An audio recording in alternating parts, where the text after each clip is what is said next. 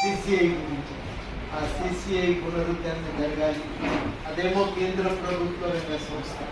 మరి గతంలో ఉన్న ప్రభుత్వం అయితే మా రాష్ట్రానికి మీరు అప్పచెప్తే మేము దాన్ని నడిపించడానికి సిద్ధంగా ఉన్నామని ఒప్పుకున్న రాష్ట్ర ప్రభుత్వానికి ఇవ్వడానికి కేంద్రం ఒప్పుకోలేదు. మేమే తీసుకుంటాం, మేమే నడిపిస్తాం, మా బాధ్యతగా దీన్ని తెలిసి దీన్ని నడిపిస్తామని చెప్పి వాళ్ళు ఒక ప్రకటన చేశారు. ఇవాళ మనం చాలా ఆ బాధ్యతను కేంద్ర ప్రభుత్వం నిర్వర్తించాలని చెప్పి కోరుతున్నాం. వాళ్ళేమో అన్నింటినీ మూత పెట్టే ఆలోచనతో ఉన్నారు.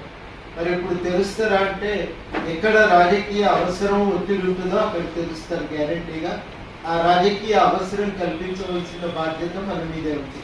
ఆ బాధ్యత కల్పించడానికి అందరం కూడా సీరియస్గా కంకణబద్ధమై తిరుగుదాం. ఇంకా దానికి మించి మినహా ఇంకొక మార్గం అయితే ఏం లేదని చెప్పి నేను నమ్ముతా ఉన్నా.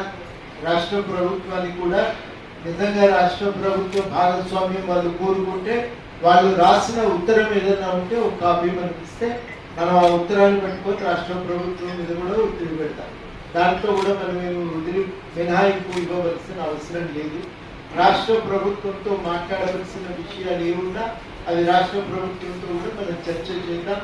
రాష్ట్ర పారిశ్రామిక శాఖ మంత్రివర్యులు కూడా ఒకసారి ఢిల్లీ వెళ్ళి దీని గురించి రిప్రజెంటేషన్ ఇవ్వాలని కూడా మనందరం కలిసి కోరుతాం.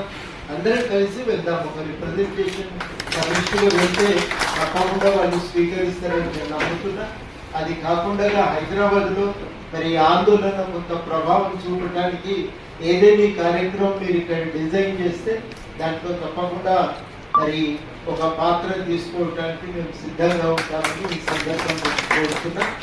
మనం చాలామంది అనుకుంటున్నట్టుగా మన దగ్గర ఉపాధి కల్పన పారిశ్రామిక రంగంలో ఎక్కువ జరగట్లేదు.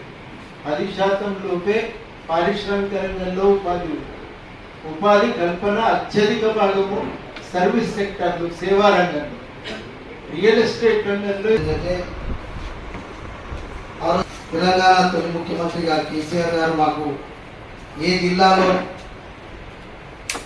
ఏ పరిశ్రమలు ఏదైతే నీళ్లు పాటు మూతపడినటువంటి పరిశ్రమలు కానీ వ్యవసాయ రంగం కానీ దాంతో ఎక్కడైతే మూతపడినాయో